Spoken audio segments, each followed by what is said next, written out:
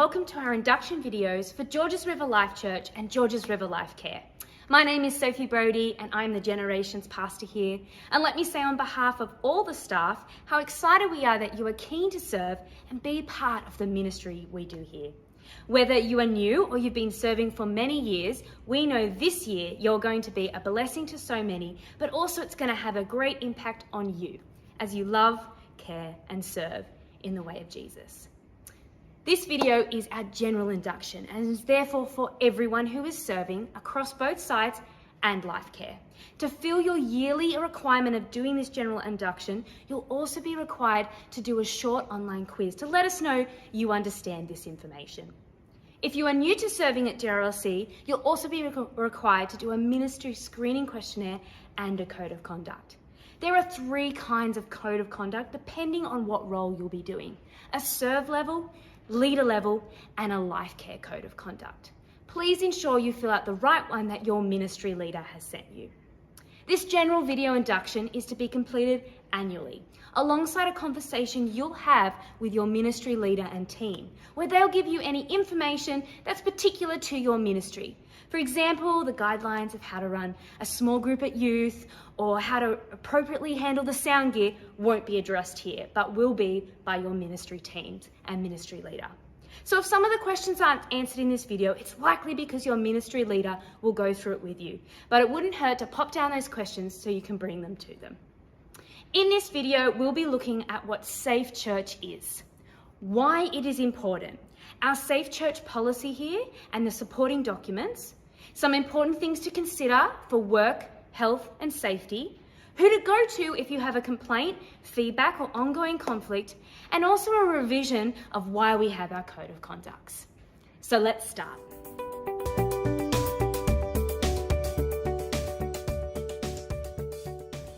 So what is Safe Church?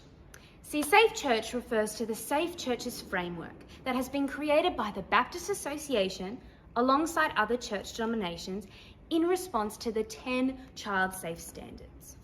The Child Safe Standards are from the Office of the Children's Guardian and are the main product from the government's Royal Commission into the institutional responses to child abuse in 2013. With support from the Baptist Association, GRLC have adopted a Safe Church policy that outlines this framework and how it impacts the way we are going to function as a church and a community service so we can do all that is required of us by the government. So let's quickly go through it now together.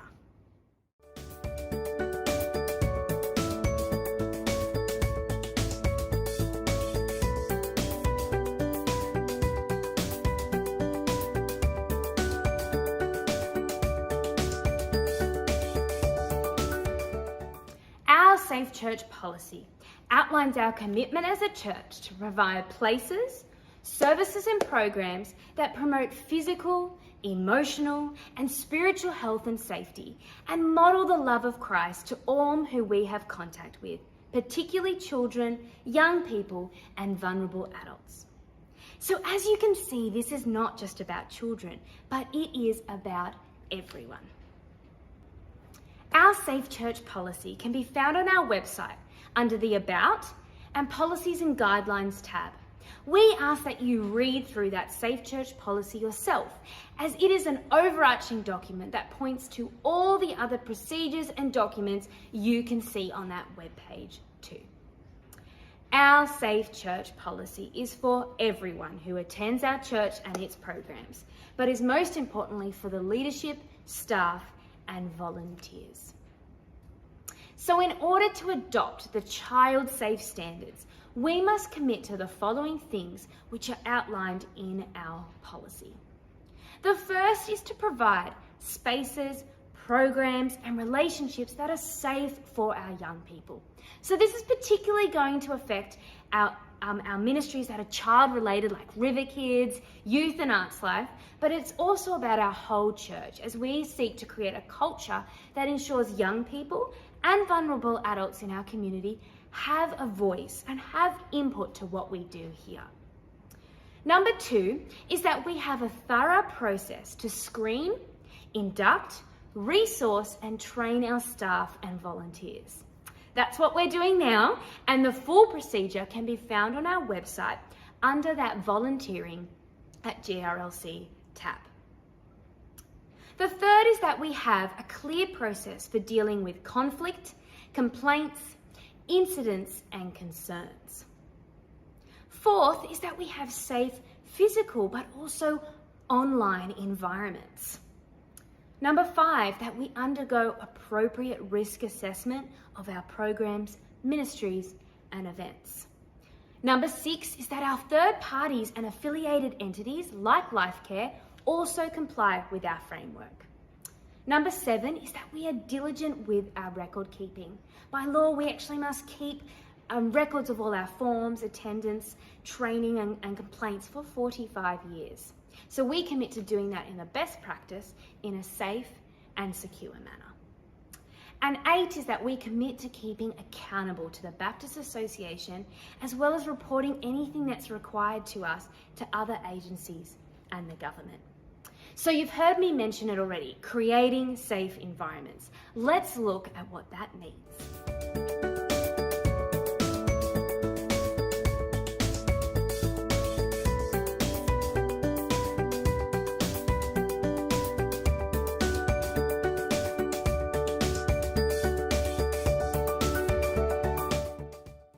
Work health safety is ultimately about creating safe environments. So here is what you need to know about the area of work health safety. A is for that all staff and volunteers are responsible for ensuring the health and safety of people on site at GRLC. It is everyone's responsibility. So what does that mean for you? It means reporting hazards and incidents to eliminate risk. A hazard is something that has the potential to harm us, our church, and even our building. Hazards could be chemicals, scissor lifts, a cord on the ground, or even inappropriate behaviour. An incident is when an event has happened that has caused injury or exposes a person to a serious risk. This includes near misses. And a risk is the chance of something happening that will have a negative effect. People being injured, financial loss, and the reputation of our organisation are all examples of this. So as a staff and volunteers at GRLC, we are wanting to remove and reduce the risk of hazards as much as possible so we have as little incidents as possible. So if you see something that is not safe, you can and you should do something about it. Either remove that hazard if it's safe to do so, like a chair in a doorway, or speak to your ministry leader. If a hazard exists that can't be dealt with immediately, or an incident has occurred, you'll be required to fill out an incident report with your ministry leader. If you are in the Life Centre, these are found under the first aid kits that are located in every kitchen and look like this. If you are anywhere else, your ministry leader will have these. And once you've done that together, your ministry leader will pass it on to the appropriate people. E. Now this one has 2, emergency evacuation and equipment. It is very important that you know what to do in the case of an emergency evacuation because of something like a fire. At the Life Centre, we have an alarm, and it will be sounded if there is a fire or a threat. If you hear that alarm, you need to stop what you're doing, sit down, and wait for instruction. A pastor or a fire marshal wearing a bright yellow vest will come around to group people. Now, if that alarm change sounds, it means we need to evacuate by the nearest fire escape, marked by the green signs, to make our way to our emergency assembly place, which is outside the sugar factory, against the gate and down the driveway. This is also marked with a green sign. It's important we don't waste some time by collecting our possessions, and we need to do our best to stay calm and leave the building in an orderly way. In the case of an obstruction, follow the instructions of one of our pastors or fire marshals to make sure they take you to another safe meeting place.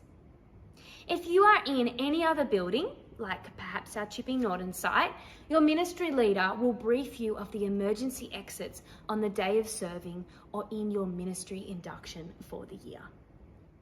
The second E is equipment. There are lots of different equipment located in our church or in the other buildings we use for ministry, and we ask that you do not use equipment that you have not been shown or trained how to use. If you know how to use a piece of machinery or technical equipment from work or home, you still need to ask your ministry leader before using it here at church and return it back to its right place and condition. At the Life Centre, we also have safety equipment that you need to be aware of, such as defibrillators for first aid emergencies that are located in the small auditorium, and fire extinguishers. If you need to use these, there are instructions located near them to help you. At the Life Centre, our first aid kits are located in all kitchens and are marked for you. If it is safe for you to do so, please ask your ministry leader before using them. If you are outside or in another building, your ministry leader will let you know where the mobile first aid kit is. A is for assessment of risk. Staff and ministry leaders are responsible for creating risk assessments for each ministry, program, and special event. Each risk assessment is about removing or reducing the likelihood of risks and the consequence of those risks. And in order to do that, certain strategies or control measures are put in place. For example, the car park on Sundays can be a place of risk as a person could get hit by a car. While the likelihood of that is low, the consequence of that happening is high. To reduce that risk, one of our control measures is that we have car park attendants in brightly coloured vests to help guide people where to drive and walk, and we ensure river kids are signed out by their parents. So, while it is the ministry leader's role to create risk assessments for your ministry, your job is to know what those risks are and what control measures have been put in place, because you are likely to be involved in implementing them. So that is some important things to know in the area of work health safety.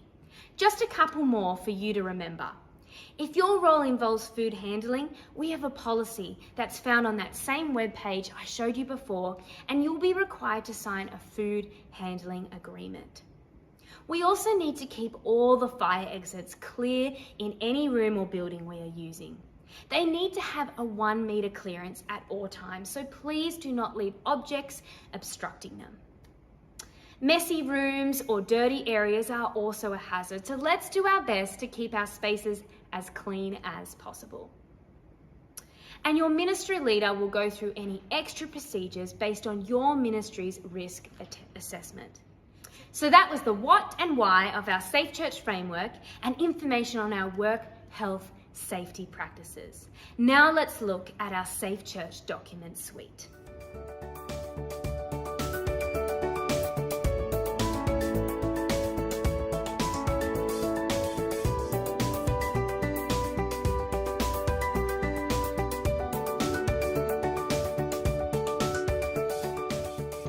As mentioned earlier, you can find our Safe Church document suite on our website through our homepage, About, and then our policies and guidelines.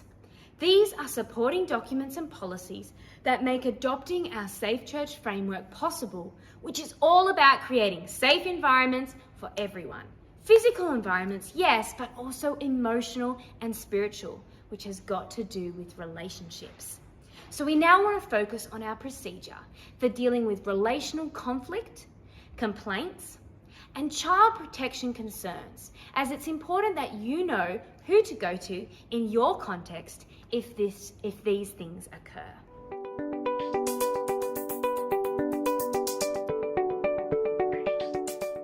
Conflict will happen, sometimes big, sometimes small, and it's not always a bad thing. But there are ways to deal with it that are best practice. We want anyone to feel that they can raise an issue if they see one. So if you are, or someone has shared with you that you are in some sort of conflict that falls in the category of a disagreement, an offence, or perception of bullying, then we encourage you, when suitable, to speak to that person directly. You might want to seek counsel before you do that, or go with someone to support you in that conversation. However, if you do not feel comfortable to do that, or you've tried and it wasn't very successful, please talk to your ministry leader or small group leader to assist you in resolving the conflict, which could involve including others if required. If the issue is more serious and involves a person who is a volunteer or staff member who has breached their code of conduct, therefore it's in relation to their character, lifestyle, and the way they fulfill their ministry role, then you can chat to your ministry leader or chat to our site pastors. Our site pastors are Matthew Gray for Chipping Norton and Lara Watson and Jasmine Round for Peakhurst. Ben Roosen is also our senior pastor who leads our team and church. They are available for you, and you can get all the staff members' contact details on the website. If for any reason you do not feel comfortable to speak to one of our staff, or the complaint is actually about them, you can see our church leadership team, or CLT. Our CLT acts as a governing board and is made up of 5 to 10 GRLC partners that are not staff. They are available to you to speak to in regards to a complaint or any questions that you might have. Their main role is to oversee the overall conduct of our church, the strategic direction, and ensure the church complies with law, regulations, and set policy, and that we steward well our church resources. Our CLT for this year are Margaret Thompson, Bronwyn Thornton, Bruce Stevenson, Pete Abrahams, Jan Reardon, and Karen Hewitt. And finally, if you have a complaint or information that is about a child protection matter, please see me, Sophie Brodie. This is not just for those in child-related ministries, as children and young people are an active part of all we do here. I would like you to please note a change in 2026 in who to report to for mandatory reporting, which is complaints or information about a child protection matter. I, Sophie Brodie, will be going on maternity leave in March 2026 for the rest of the year. Until then, please continue to report to me, but in my absence, please report to Jasmine Round and Matt Gray.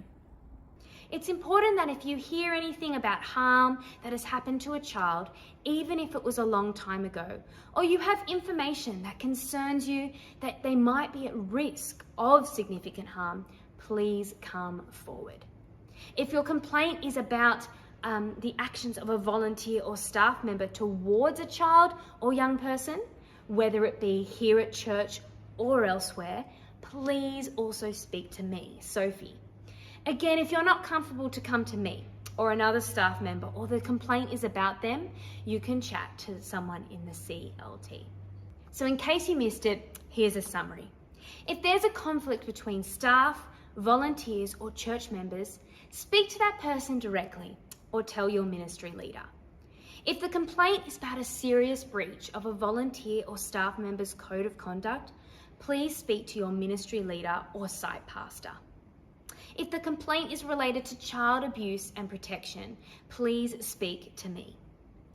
And if you do not feel comfortable talking to staff or the complaint is about them, you can speak to the CLT. All the contact details are on our website. This process of dealing with conflict and complaint is outlined in more detail in our Guide to Complaint Management, where we have included a handy guide to help you know the process and who to speak to if you want to refer back to it.